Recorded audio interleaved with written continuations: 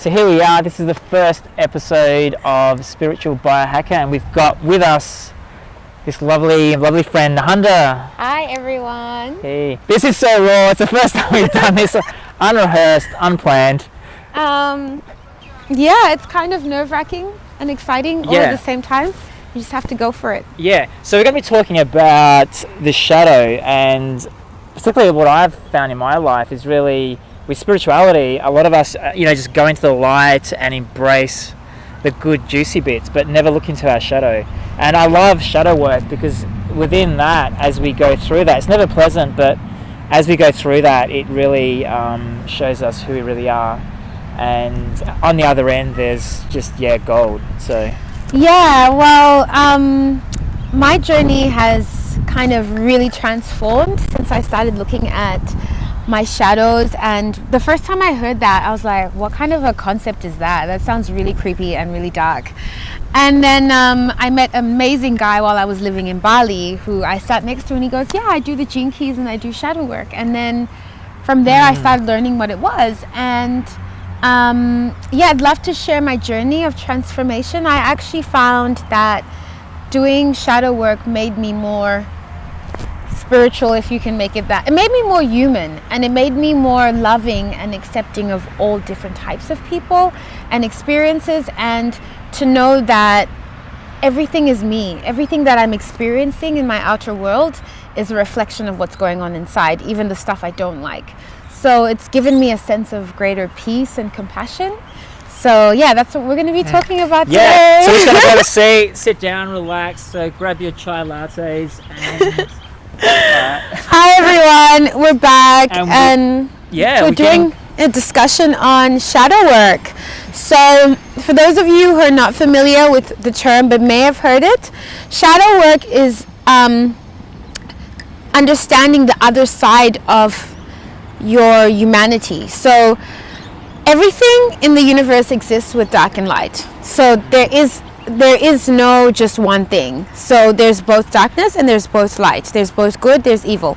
So when we understand our own darkness, we're able to actually, I guess, have more compassion and understanding, but we even grow deeper, because the things that usually stop us from growing are the things we can't see, or the things we avoid, and the things we put onto other people, or like it's that person's fault that I feel like this, or I'm a victim. So shadow work is about getting your power back and saying, okay, I recognize that I'm not perfect, that there's two sides to me, there's a light and there's a dark, and I am going to learn what my, I guess, shadow aspects are. What are the things that I'm seeing in other people that I have in myself, but I'm not ready to acknowledge them or accept them. But by doing that, you grow. Beautiful. And how do we know that we have shadows within ourselves? Like, what are things we can observe within ourselves? Okay, so if you're in a human body and you're on this planet, you have a shadow. Period. There's no exceptions to the rule. But it doesn't mean that the thing is with shadow work, it doesn't mean that you're going to become perfect once you know your shadows. It's just you're less. And it doesn't mean that you're not going to have challenges in life, and it doesn't mean that you become some superhuman thing. It just means that you kind of have a deeper understanding of everything, and you kind of have more of an almost like you're more empowered. So you no longer blame other people for your experience or what you're seeing in the world, because the shadow, the work that I do with the shadow comes from the work that was created by a man called Richard Rudd, and he created what's called the gene keys. So it's basically a study of the hologenetic profile that every human has. So when you're born at conception, depending on the alignment of the sun and the moon and various other planets, because this is a holographic universe, it's almost like a snapshot of your DNA happened in that moment where you were born. And from that, there's kind of a story that as a soul you've already agreed to. You've chosen your parents, you've chosen the experiences that you're going to have. And from that DNA, we can actually work out what your inherent gifts are, what your shadows are, because every gift has a shadow. So before you realize your gift as a person, you have to experience the shadow, and the shadow is the 3D level of consciousness, which is the state that we're in when we're unaware and we're victims. So where we don't think we have any power to create our reality, we don't have any power to live the life that we want. So that's kind of just an idea of where it even came from. It's soul work. It's basically understanding the other parts of yourself and your psyche and what you're creating and your energetic and your vibration. So both the good parts of us and the dark parts of us are creating our reality all the time. That's why sometimes, I have this example, you keep moving share houses, and you keep getting the same kind of housemates over and over again with the same bad qualities or the same good ones. That just shows you that you're attracting things based on something you're putting out, like a magnet. And sometimes it's so unconscious that we're even attracted to things that we don't want sometimes because it's actually part of us. So if you keep attracting a boyfriend or a girlfriend who she has this, these irritating qualities, and you keep wondering, why do I keep getting the same partner with the same characteristics? It's because on some level you have the same thing going on underneath. You're just not aware of it. So shadow work is about awareness. And with awareness, you can transform your reality. Without awareness, you just keep living like a zombie, and things keep happening to you and you feel like you have no control. So you stay a victim. Yeah, in talking about that, would you say that say a navigator to know that we've moved forward spiritually is that we're confronted with the same situations, but how we react to that same situation is differently? Like, for example, Amen. 5 years ago, I would be like, with certain whatever people be triggered, and you know what I mean, and now the trigger's not happening. So even if that person's in my life now, there's a different energetic sensation in the body. Well, I can explain exactly what's happened. So, for example, I'll explain one of my shadows. Everyone knows me very well, that I'm a highly sensitive, emotional person. And in my early 20s, my emotions pretty much controlled my life. So I would have good weeks, then I would have bad weeks, I'd have bad days. And I would be very affected by other people as well because I was so sensitive to them. And this is actually a shadow quality that on some level I signed up for as a soul. And the only reason I signed up for this, because who would sign up for that, is because my sensitivity and the way I'm so emotional and the way that I've been affected by so many things has actually made me more human. So it drives my artistic side. So my emotions in a way have made me understand humans on a whole nother level, like because our suffering connects us. So I know that, so on some level it doesn't sound nice that you'd want to experience that, but you see how the shadow works. It's like it's actually showing you something so you can transcend to a higher level of awareness. So once I was aware that I have this sensitivity and that I'm emotional, and I didn't judge myself for it anymore, and I knew how to take care of myself in those moments and to understand that no one's ever doing anything to me, it's all me, I stabilized. My emotions stabilized after I just took my power back. So no one was ever doing anything to me anymore. And after that, I realized I moved on to the gift frequency of my awareness, which is I went into becoming more human. So now I'm able to be around lots of different types of people and relate to them. So I can do community work, I can public speak. Now I've moved on to the gift of that shadow. Doesn't mean that the shadow is never there anymore. It's just that how we experience it becomes very different. And instead of you getting triggered and getting angry and blaming somebody and then just feeling out of control, you can see the triggers. Oh, okay, what is this experience showing me about me right now? Like, I'll give you an example. Usually if you're driving down the road and you're agitated at everyone and you're yelling at all the drivers, a lot of the time it's because you've left the home in a funk. And it's got nothing to do with the people on the road. You've already left the house with this underlying tension, and you're just seeing it everywhere. Everyone's just annoying you, they're pissing you off. But it's not them, it's actually you. The second you just transform that energetic, the whole thing. And I think we don't realize how much we can actually change our state. Like when I've at home, working away, I get into these funky zones and in my headspace. And I'm realizing now, you know what? Like, I can unfunk that. I can, put some music on and dance, and get out of my head and into my heart, and that seems to kind of change everything. And I find That's one strategy. The only thing is, until you know your shadow, it's only temporary. It'll make you feel better. So I had strategies for coping with my like emotional down periods, but they would just keep coming back. And the only thing that stopped them is actually just accepting that this is how it is, but no one's ever doing anything to me. It's all me. And I have another shadow as well, which is quite entertaining. It's a shadow of conflict. And the other side of the shadow of conflict is the gift of diplomacy and the city of peace. So every experience I've had, on some level, if there was conflict, it's teaching me, first of all, how to listen to somebody else and understand where they're coming from.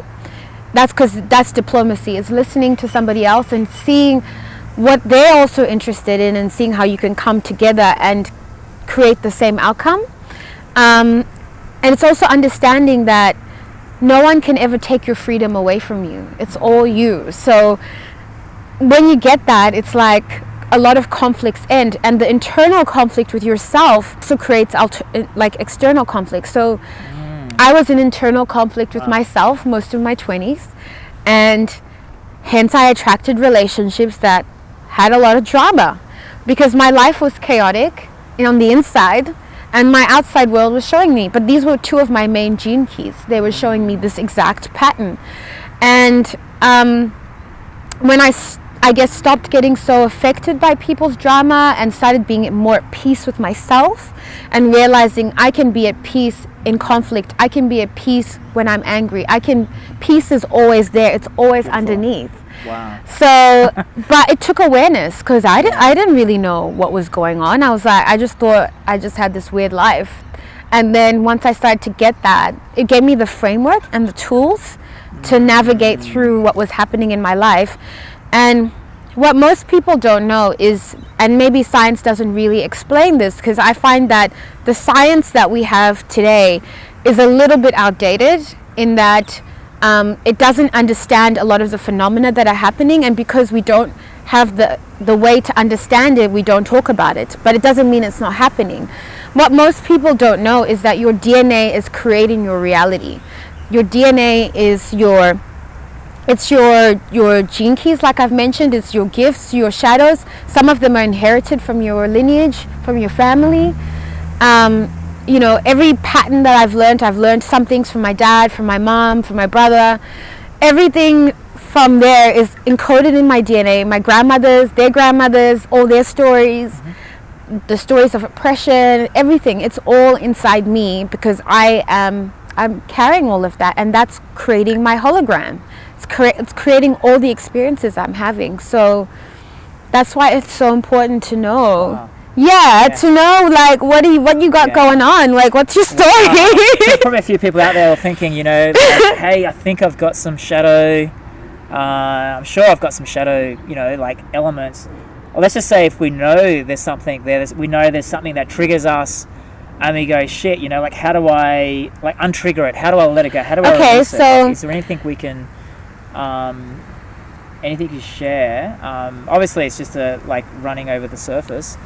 But is there anything like we can do in the moment that can just ease a trigger? Okay, so there's a lot of strategies for easing triggers in the moment. Obviously, the more self-awareness you have, and the more grounded you are, first of all. If you're in your body and you're grounded and you're present, things don't affect you as intensely as they do if you weren't grounded in the first place and you were overwhelmed. But the thing is, with shadow work, to have the kind of awareness I have on shadow work, I've had to consistently work on it for over a year now, and it's like a daily thing for me. Every day I sit down and I reflect on my life, and I reflect on the conversations I have with people. I reflect on the experiences I'm having, and I've noticed the script is changing because I have more awareness. So in any moment when I'm triggered, I can either react and blame the other person, or I'll give you an example. I had this one day, I performed at this concert, and I was dancing, and afterwards, I was not very, for some reason, I wasn't very grounded because I hadn't had a lot of food to eat that day. I was a little bit sensitive.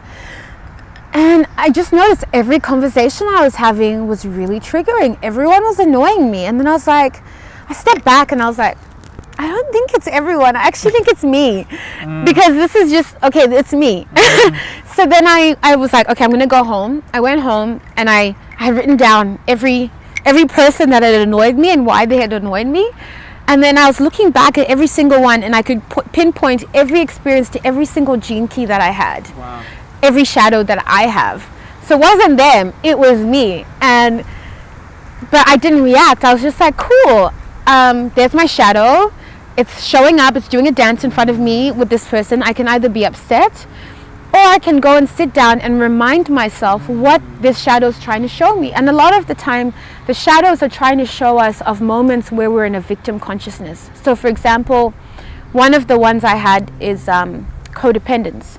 And codependence comes from maybe you're a very sensitive person and you feel like you need something outside you to help you feel stable. So I remember I had this one friend, and he always triggered that particular shadow. So whenever I was needy, he would be so distant. Whenever I was like, just, like not caring and feeling stable, there he is. And then I was like, that's interesting. Yeah. Every time that I'm in this needy, I need you to be a certain way so that I feel better, nah, he's not going to cooperate. But he didn't even know that he was doing that. It's just the energetic dynamic the two of us had because of my shadow frequency and just him. It's like, yeah. I like how like all of this comes together. Like, for example, being present in the moment. Like it's not like in life, it's not just like it's this or that, it's this and that and that and that. It's like integrating everything into our life, being in the moment, and as things arise, dealing with it. Yeah. And realizing that the biggest illusion is that there is somebody else outside you. Everything you're experiencing is you. So, and on a collective scale, every shadow in the collective, in the gene pool collective is, so for example, I have the shadow of conflict. And I always joke that had I not had the family that I had and the experiences that I had, that I might have turned out Hitler, because that's the exact kind of gene key that will create a Hitler. It's like, but instead I'm going the other way. I'm going down the journey of learning to be a Buddha. Like, it's like, do you know what I mean? It's we all have potentialities of being really victim and being really dark and doing really awful things in the planet, or being really conscious and realizing that, oh, okay, I've come with the same things that I'm seeing around me in the outside world, but the only reason I have them is so that I can actually transmute them and progress and carry a frequency of what it is to transcend that. Wow. Yeah, and then we can't judge because we're all one being. So it's actually really intelligent. The universe is really intelligent. So yeah, that's been very interesting, like how the gene keys and like just how life itself reflects everything back to us. It's almost, I almost feel like that everything in life we've created for ourselves, for our own experience, and it's almost like life is a game. Like it's like a video game. It's like a game that we've made up to help find ourselves, and it's like. And it's like the clues, it's like the Pokemons, where the Pokemons almost are the little triggers in our life. Yeah. And it's like, where do we get triggered? Like, what is this person reflecting to me back right now? What do I need to give right now?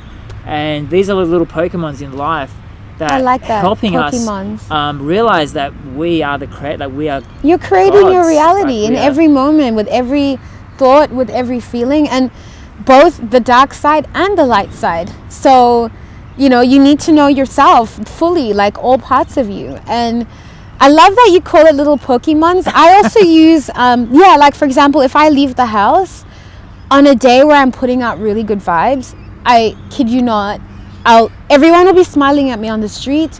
I'll have the nicest tram driver, I'll have the nicest coffee person, and then I just know it's me creating that because I left home in a certain state of awareness and a certain place of centeredness and good feeling, and that's what I'm getting mirrored back. And it's the same thing when I'm not feeling great, or I'm just in a victim place and I'm in fear and I'm scared and angry and frustrated.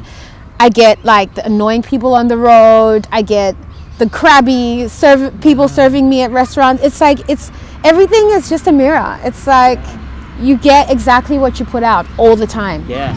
Thank you, Nehanda. This has been such an amazing. It's the first one we've done. So yeah, confronting our fears and our like bit of our shadow work doing this as well. So go where you're most life. afraid every day. Do something you fear. There's a lot of people out there thinking, wow, who is this chick? Who is Nehanda? What is she doing?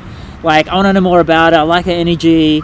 Like, what is there like somewhere that I can go to, a blog or? At the moment, I'm currently working on my website, but you can find me. You can message me on Facebook, on Instagram, or on, is there a YouTube Messenger? Yeah, YouTube. Yeah, my contact details are usually there. I'm still working on my website, but I do work one-on-one with people and in groups.